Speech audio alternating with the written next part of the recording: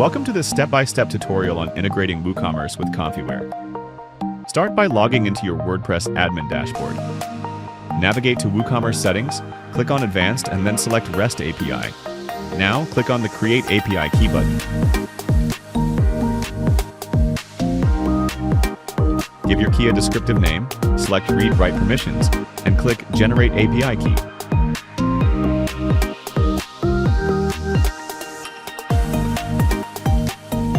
Next, switch to your admin dashboard. Go to Customization Settings and open the Integration tab.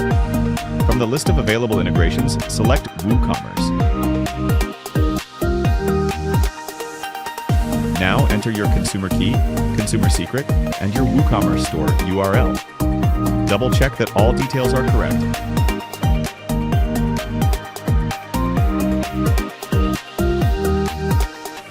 Once done, click Save to establish the connection between Konfiwear and WooCommerce. To ensure products can be added to the cart, go to Customizer Settings and click on Features.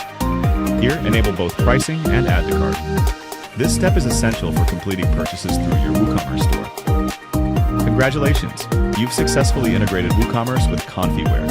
Now, open the Customizer, click Add to Cart, and see your products seamlessly added to checkout.